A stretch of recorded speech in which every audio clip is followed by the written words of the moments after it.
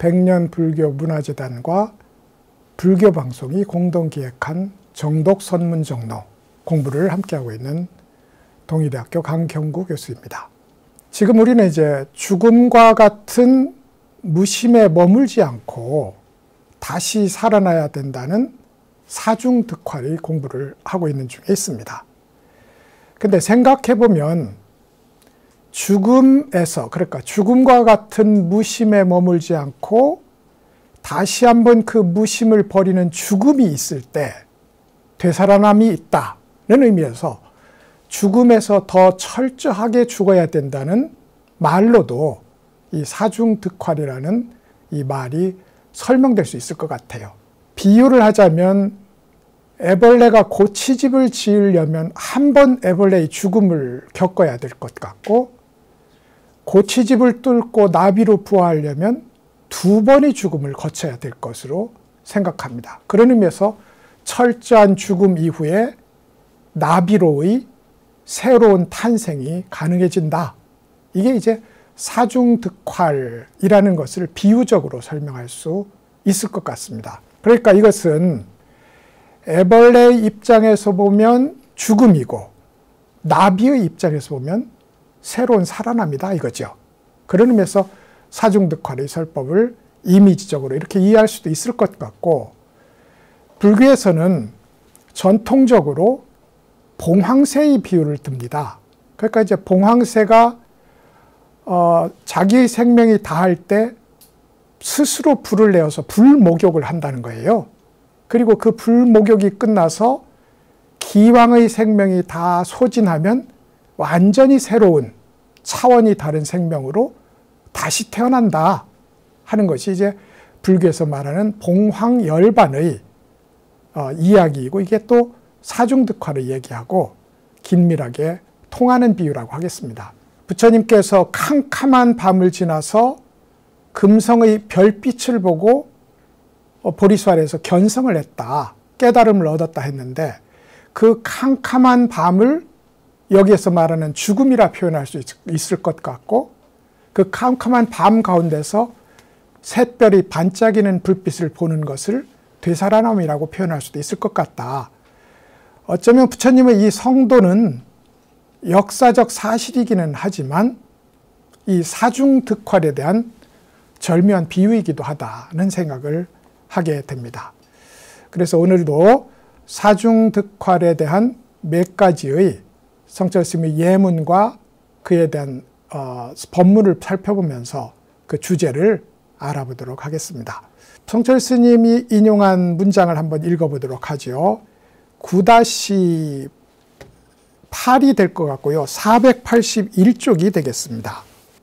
크게 죽은 사람에게는 불법이니 진리니 하는 것이 전혀 없어서 현묘함과 득실과 시비와 장단이 여기에서는 오로지 이처럼 쉬어질 뿐이다. 옛 도인들은 이것을 평지에서 죽어나간 사람이 무수하니 반드시 그것을 투과해야 한다고 했다. 혹 의지하는 것이 있거나 이해하는 일이 있으면 그것에 도달할 수 없다고 했다. 이것이 이제 벽암록에 나오는 하나의 본칙에 대한 원호 스님의 해설이 되겠습니다. 벽암록이라는 게 선종의 제1서라고 이야기되는데, 대체적으로 이제 그러니까 설두 스님이 1700의 공안 중에서 100개의 아주 정치한 이야기를 뽑고 거기에 스스로 시를 붙였어요.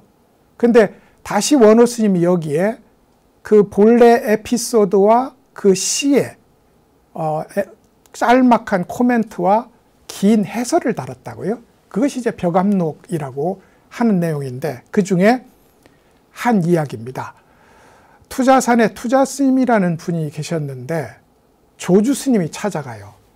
아시다시피 이제 조주스님은 120살까지 살았던 참 장수했던 스님이고, 실제로 60살이 되어서야 비로소 여러 제방에 뛰어난 선사들을 찾아다니면서 혹은 자기보다 낫다면 17살짜리라고 해도 혹은 7살짜리라고 해도 배울 것이고 자기보다 못하다면 100살짜리에게도 가르쳐줘야 되겠다 하고 60살에 행각을 시작해요. 다른 경우라면 벌써 이미 자기 도량을 차리고 제자들을 길러야 될 때 조주 스님은 청년 생활을 시작하신 거지요. 그리고 이제 투자 스님을 만납니다. 그리고 몇 번의 법문답 끝에 이렇게 말해요. 나도 남을 좀 잘 속이는 편이라 생각했는데 그대는 정말 솜씨가 대단하다는 평을 해요. 선문에서는 이게 이제 상대의 솜씨와 도력에 대한 인정이라고 할 수 있습니다. 근데 그렇게 인정받게 된 계기가 되는 게 이런 게 있어요. 우리가 이게 사중득활의 설법이니까요. 크게 죽은 뒤에 되살아나는 일은 어떻습니까? 하고 조주 스님이 물어요. 그러자 투자 스님이 이렇게 말합니다. 밤에 가는 것은 안 되고 밝을 무렵에 도달해야만 한다는 얘기를 답으로 내놔요. 근데 이 답이 이제 조주 스님이 기대한 답과 딱 맞아 떨어져서 참 솜씨 좋은 스님이다라는 이제 평가를 하게 된 거죠.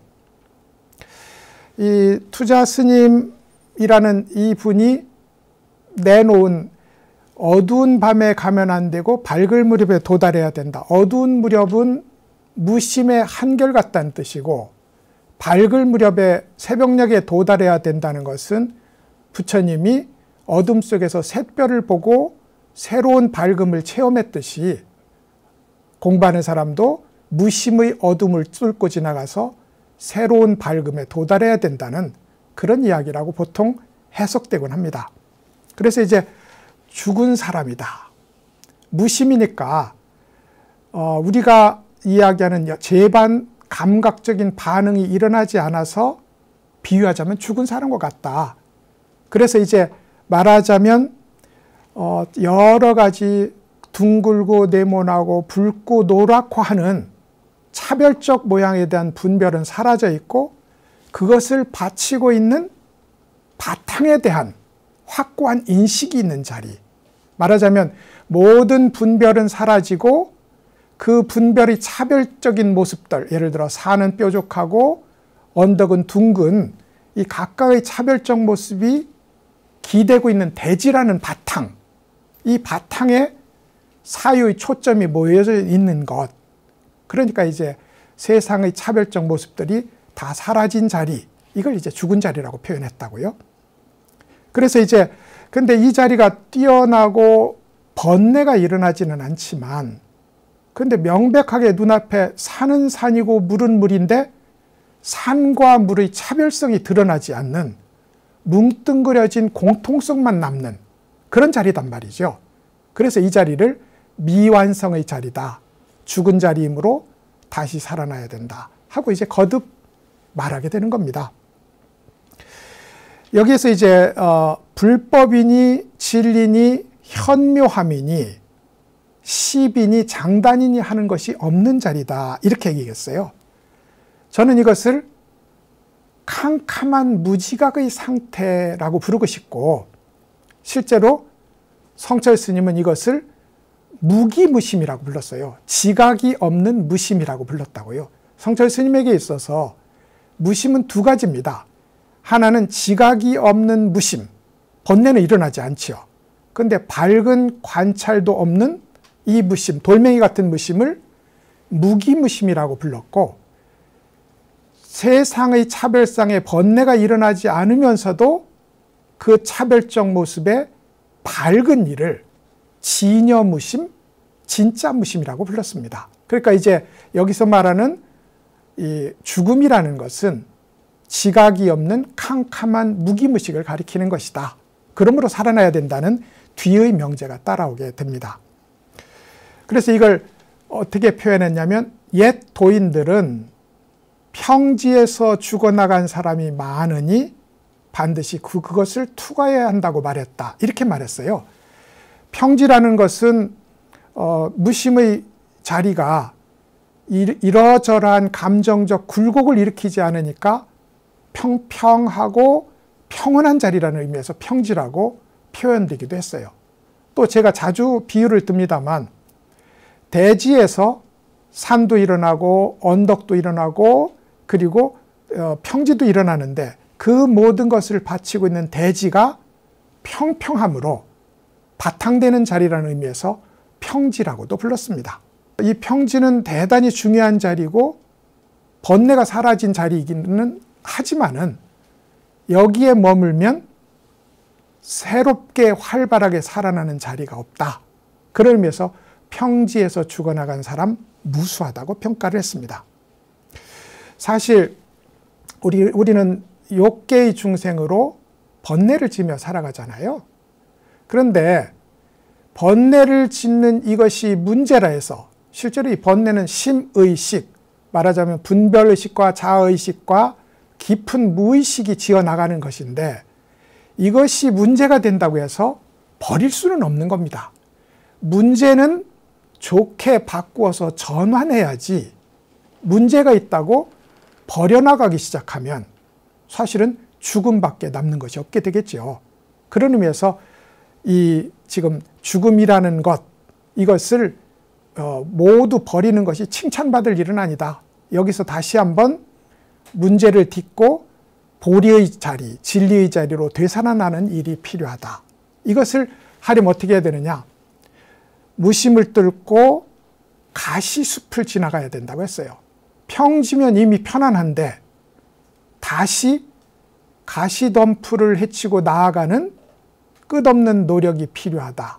이 말이겠죠. 성철 스님이 존경에 맞지 않는 원업 스님은 여기 한 걸음 더 더합니다.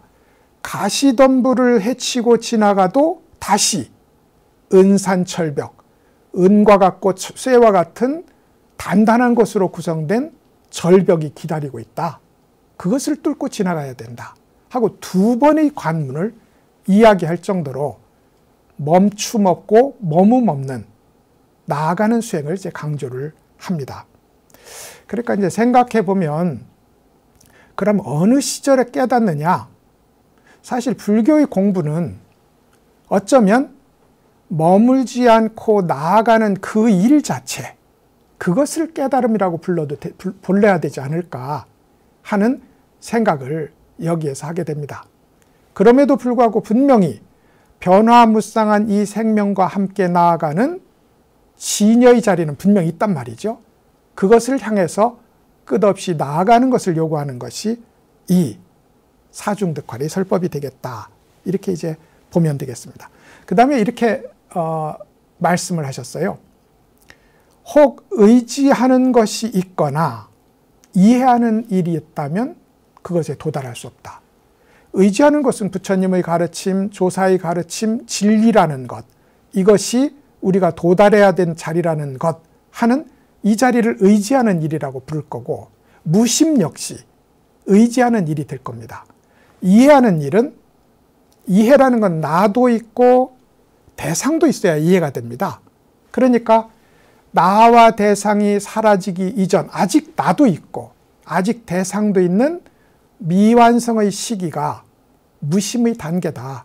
그러므로 만약에 무심이라는 게 참 좋은 단계구나 하고 여기에 기대거나 의지하는 바가 있으면 아직 충분히 무심이 되지 않았다. 그런 이야기가 된다는 거죠. 그래서 이제 도달하지 못한다. 진리의 본 근원에 도달하지 못한다. 이 말이 되겠습니다. 실제로 이제 의지하거나 기대한다. 내가 추구하고 성취해야 될 진리라는 것이 따로 있다라고 생각한다면 그건 이제 없는 것을 있는 것으로 만든 것이므로 도달할 수 없다. 누가 도달하냐? 내가 거기에 도달한다. 이것이 무심이다. 이것이 진리라고 생각하는 일이 있다면 역시 아직 도하고는 거리가 멀다. 이것이 이제 의지하는 일이 있거나 이해하는 일이 있으면 도달할 수 없다는 말씀이 가리키는 바가 되겠습니다. 그래서 옛날에 선사 스님들은 진리의 본래 자리를 묻고 생각을 하거나 말을 지어서 표현을 하려고 하면 바로 몽둥이를 들어서 경책을 했다고요.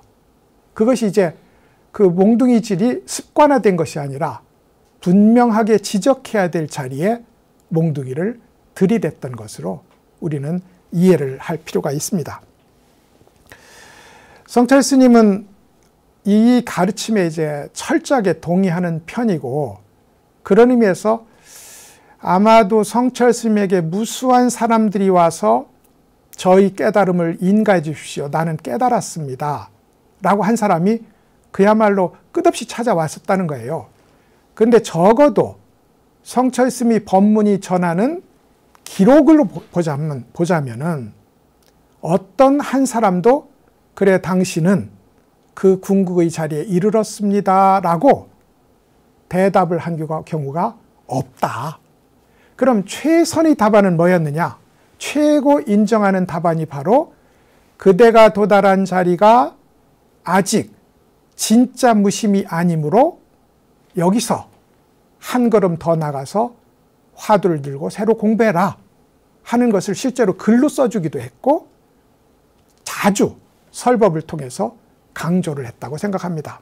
말하자면 100명이 오고 1000명이 찾아왔어도 그들에게 준 최선의 답이 죽은 자리에서 되살아나라 하는 답이었다 이 말이죠. 그것이 이제 성철 스님의 사중득활 설법에서 우리가 살펴볼 수 있는 메시지가 될 것 같습니다. 이렇게 해서 이제 성철 조주 스님과 투자 스님 간에 나눴던 얘기를 원호 스님이 설명을 했는데, 그것을 이제 성철 스님이 가져다가 이 공부는 죽음과 같은 무심에서 거듭거듭 다시 죽는, 그래서 되살아나는 그런 공부를 해야 된다는 이야기가 되겠습니다. 동일한 주제이기는 한데 사실 불교의 설법은 동일한 이야기를 반복적으로 하면서, 말하자면 점묘법처럼 점을 거듭거듭 찍어서 어렴풋하게나마 형상을 드러내는 방법을 취합니다.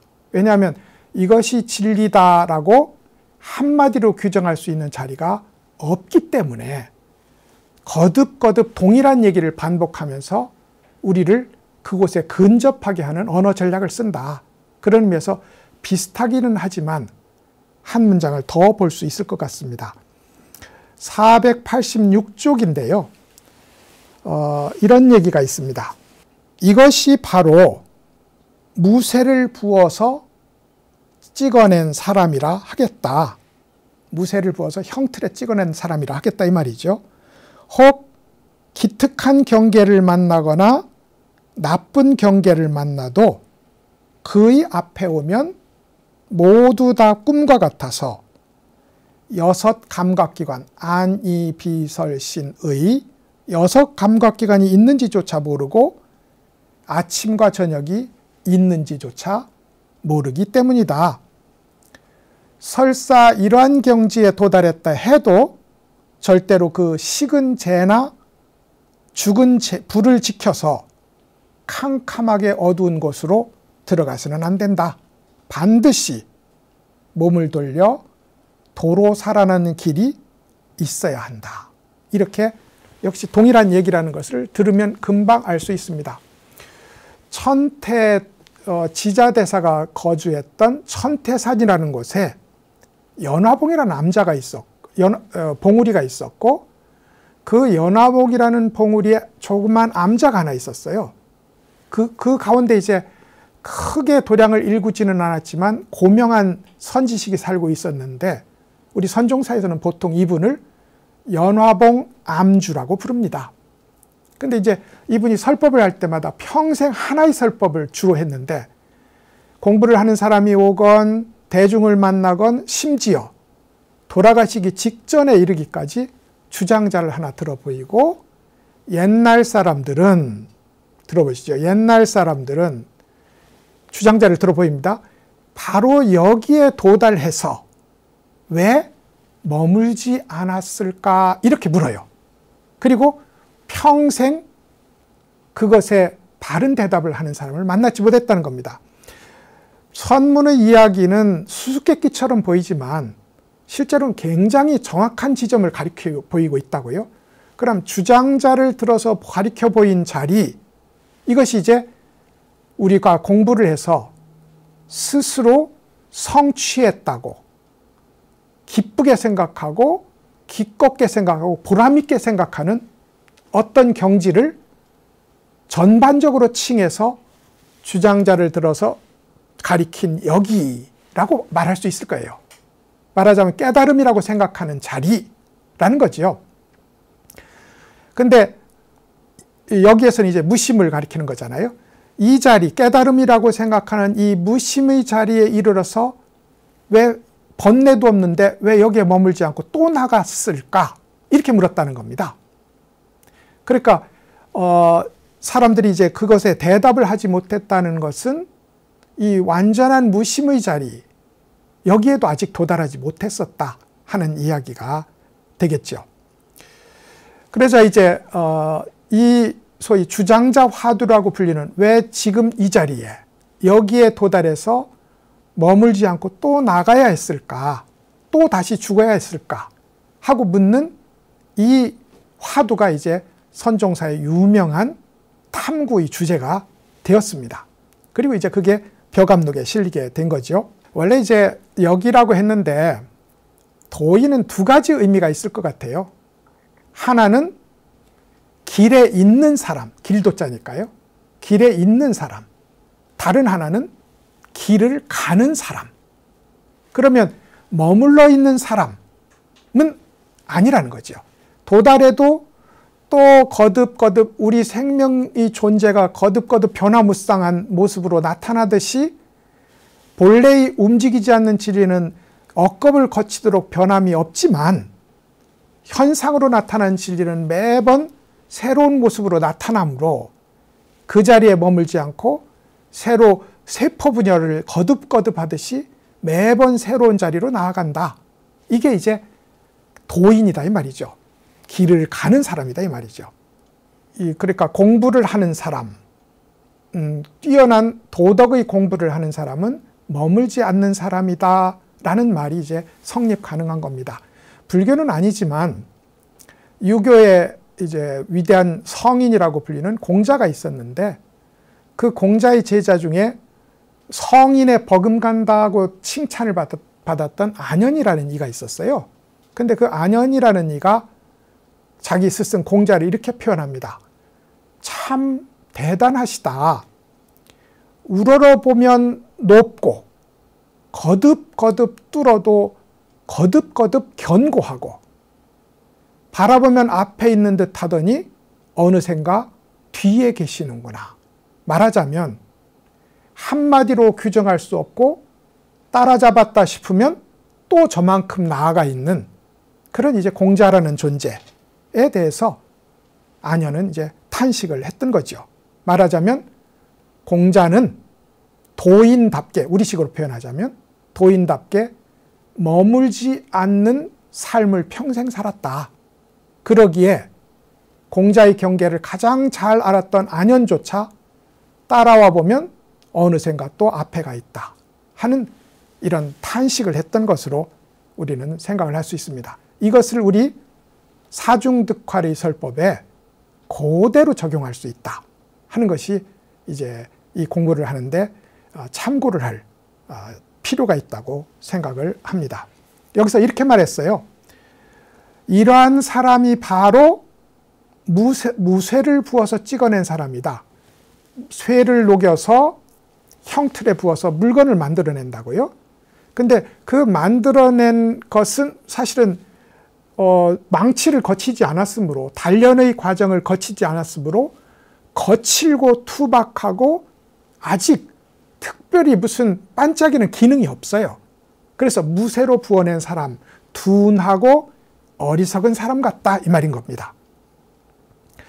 그러니까 이건 이 무쇠 같은 사람은 두 가지 의미를 갖습니다. 첫 번째로는 그 수준이 무쇠 같은 차원에 도달했다는 뜻입니다. 이 말은 뭐냐면 우리가 일반적으로 이렇게 살다 보면 희노애락에 분분하게 감정을 바꾸지 않습니까? 그런데 공부를 하다가 모양에 움직이지 않는 자리, 말하자면 조금 학문적으로 말하자면 분별의식에 휘둘리지 않고 자아의식에 휘둘리지 않게 된 차원이 되면 무표정한 자리에 도달한다는 겁니다. 그걸 무쇠 같은 사람이라고 표현했어요. 다른 하나는 태도를 가리키기도 합니다. 공부를 하는데 이런저런 좋은 것에 혹하고 싫은 것을 혐오하는 그런 변덕스러운 삶이 아니라 좋거나 싫거나 간에 그것이 나를 찾아온 인연임을 알고 거기서 바른 공부를 지어나가는 사람을 가리켜서, 그런 태도를 가진 사람을 가리켜서 무쇠 같다라고 표현할 수 있다는 거죠. 그러니까 이제 남전 스님이라는 정말 총명하신 분이었거든요. 그런데 뜻밖에도 이런 말씀을 하십니다. 이 공부를 하는 사람 중에 어리석고 둔한 사람 만나기 참 어렵다. 또 같은 뜻에서 오조 홍인법사의 회 중에, 그러니까 오조 홍인법사의 제자들 중에 100명의 제자들은 모두 부처님이 무엇인지 알았다. 그런데 오로지 육조 해능만은, 육조 해능 스님만은 부처님이 무엇인지 몰랐다. 그 모르는 자리, 무쇠 같은 자리에서 공부를 지었으므로 유일하게 육조 스님이 오조 스님의 의발을 이을 수 있었다. 이렇게 이제 남전 스님은 평을 해요. 육조만이 부처를 몰랐다. 사실 육조 스님은 가서 선박에도 들어가 보지 않았거든요. 오로지 이 방앗간에 가서 디딜방아였는데요. 이 육조 스님이 남방 사람이다 보니까 덩치가 작았어요. 그러니까 디딜방아를 누를 몸무게가 안 되었던 겁니다. 그러니까 별 수 없이 큰 돌멩이를 등에 메고 디딜방아를 찧었어요. 그런데 우리 같으면 이런저런 투덜거리는 마음이 일어났을 때인데 육조 스님은 어떤 투덜거리는 마음도 없이 오로지 쿵덕쿵덕하는 이 디딜방아 자리에서 우주와 함께 만나는 도를 깨닫는 체험을 늘 하고 있었다 이 말입니다. 그것을 가리켜서 부처가 무엇인지 몰랐다. 왜요? 육조 스스로도 없었고, 만약에 자기가 있었다면 도를 등에 미는 그런 무지막지한 행동은 안 했을 거라고요. 자기도 없었고 추구하는 부처님이라는 것도 없이 오로지 디딜방아 쿵덕쿵덕하는 이 현장에 전력 투신했다. 이게 깨달음의 현장이었다. 이게 남전 스님의 평가였어요. 사실 이 참된 공부, 수준 있는 공부는 아마도 대체적으로 어리석은 사람이라야 성취할 수 있다 하는 것이 적절한 이야기일 것 같고, 그래서였는지 동양에는 어리석음을 존중하는 문화 같은 게 있습니다. 예컨대 중국의 우공위산, 어리석은 할아버지가 산을 옮겼다 하는 우리가 모두 알고 있는 고사성어도 있고, 소동파라는 이는 당대 최고의 지성인이었음에도 불구하고 진짜 지혜로운 사람은 어리석은 사람 같다. 대지야구라는 유명한 말을 하기도 했습니다. 그래서 이제 어리석음이 곧 어질다, 어리석음이 곧 지혜롭다는 것과 통한다고 본 것이 더 고급의 지혜다라고 본 것이 동양의 문화에 뚜렷하게 전해지고, 불교는 더욱더 그렇다. 무쇠 같은 사람, 공부는 여기서 시작해야 된단 말이죠. 근데 여기서 머물면 안 된다는 겁니다. 무쇠 같은 사람은 어떤 기특한 경계에도 무심합니다. 왜냐하면 이제 공부를 하면 부처가 나타나기도 하고 천상이 보이기도 하고 심지어 하늘 사람이 와서 공양을 갖다 바치기도 하는 정말 뛰어나고도 목매도 고대 맞지 않던 일들이 일어날 수 있다고요. 근데 거기에 빠지면 이제 실제로는 마귀의 유혹에 빠진 셈이 된다라는 겁니다. 그러므로 좋은 경계가 나타나도, 나아가서 나쁜 경계가 나타나도 공부를 한다고 좋은 경계만 나타나는 건 아닙니다. 왜냐하면 우리 속에 들어있는 인연의 씨앗이 밖으로 다 나타나서 드러나서 까발려지는 시기이기 때문에 무서운 귀신이 나타나기도 하고 무서운 경계가 나타나서 공포에 떨게 하기도 한다는 겁니다. 그런데 이런 좋은 경계, 나쁜 경계를 모두 꿈처럼 여기는 것, 이것이 무새 같은 사람이 하는 공부라는 겁니다.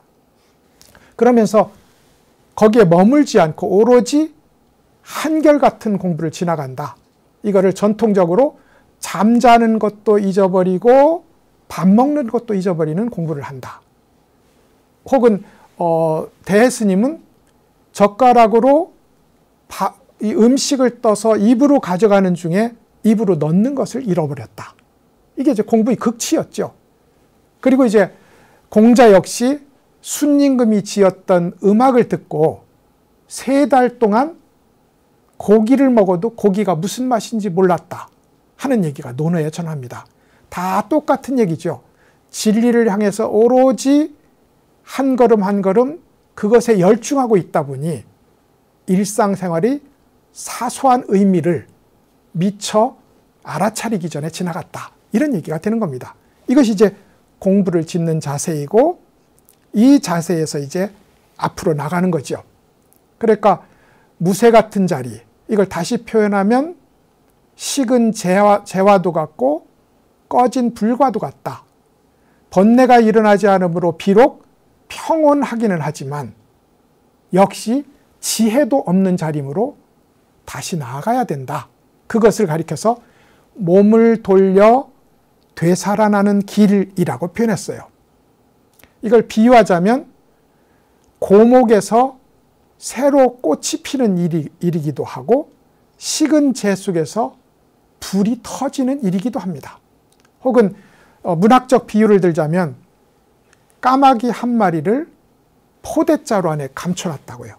그럼 이 까마귀가 그 포대 안에 충분히 먹을 것도 있어서 살 수는 있지만 그렇다고 산 건 아니잖아요. 까마귀라는 건 혹은 새라는 건 하늘을 나르고 자기의 뜻대로 가고 싶은 곳을 가야 산 것이지 먹고 있고 생명이 유지된다고 해서 산 것은 아니잖아요. 그래서 자루 속에 들어있는 까마귀가 자루를 뚫고 나오는 일로도 표현하기도 합니다. 이것이 이제 죽음 속에서 되살아나는 그런 일이라는 거죠. 이런 이제 사중득활, 죽음에서 되살아나는 일을 가리켜서 조동종의 굉지 스님은 묵조라고 표현했습니다.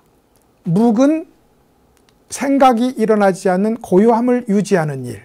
이제까지 말해온 것을 보면 죽음과 같은 무심. 조는 그 가운데서 밝게 비춤을 잊지 않는 일. 이게 조였어요.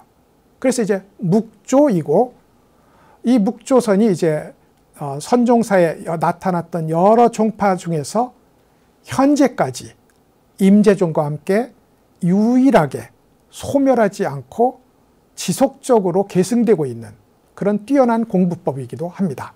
그 공부의 핵심에 사중득활이라고 해설될 수 있는 묵, 죽음과 같은 무심, 조, 새로 되살아나는 밝은 비춤이라는 이 두 가지가 완전하게 통일된 공부법과 경계를 제시했다 이거죠. 재밌는 것은 이제 묵조선을 완성한 이가 굉지 정각스님이라는 분이에요. 그런데 마침 간화선을 완성한 대해종고스님도 두 분이 같은 산에 살았어요. 산의 이쪽에 천동사에서는 묵조선을 완성한 굉지스님이 살았고 산의 다른 한쪽에서는 간화선을 완성한 대스님이 아육왕사라는 절에 살았다고요. 그래서 대스님은 묵조선을 사이비선이라고 비판에 맞이하지 않았는데 그럼에도 불구하고 굉지스님과는 그야말로 최고의 지음 관계에 있었다. 서로가 서로를 유일하게 인정하는 관계에 있었다. 법문도 서로 도량을 바꿔가며 했고요. 당연하죠. 한 산에서 산의 이쪽 자락 저쪽 자락이 있었으니 언제고 회상을 바꿔가며 공부를 할 수 있었고 굉지스님이 나중에 열반을 하셨을 때 대스님이 그 장례를 주관할 정도로 그렇게 돈독한 관계를 유지하고 있었다. 그러면서도 왜 묵조선을 비난했느냐? 묵조선의 이론 자체는 크게 죽은 자리, 묵, 되살아나는 이제 조, 완벽하게 갖추고 있지만 실천적으로 보자면 캄캄한 어둠 속에 편안하게 앉아있을 가능성이 너무나 높다. 그런 의미에서 묵조 스님은 그것은 쉬는 자리가 아니라 그저 죽는 자리다 라고 비난을 한 겁니다. 근데 이제 오늘날까지 묵조선이 살아남았다는 것은 대스님은 사실 묵조선을 왜 이렇게 비판을 했느냐면 묵조를 비판함으로써 자신이 완성한 간화선의 특징을 드러낼 수 있었다. 이걸 대스님은 사이비를 깨트려서 발음을 드러낸다. 파사현정의 원리라고 불렀어요. 흥미롭게도 성철 스님은 이 조동종의 묵조를 사중득활, 완전한 무심에서 다시 살아나는 공부라고 해서 크게 인정하는 입장에 있습니다. 그런 의미에서 이제 성철 스님은 교파적이지는 않다. 비록 도노점수라는 이 공부법을 극단적으로 비판해서 선문정로를 썼지만 5가 7종에 대해서 공평하게 그들의 공부가 제대로 된다면 모두 사중득활의 관문을 통과했고 그것을 확인할 수 있다는 그런 입장이었다. 그런 의미에서 이제 성철 스님은 굉지스님의 묵조라는 이 선법을 크게 인정하면서 사중득활의 설법에서 인용을 하기도 합니다.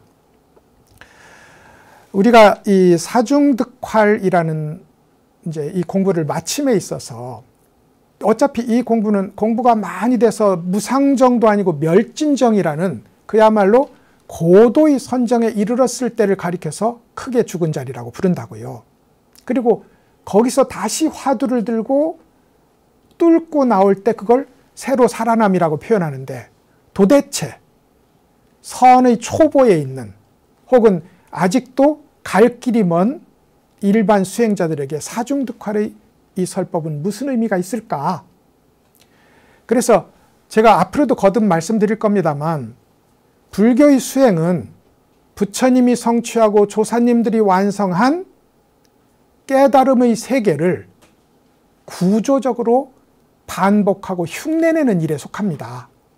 그리고 그 구조적으로 반복하는 그 일이 이먹고라는 화두 참구의 방법에 이미 들어있다는 거예요.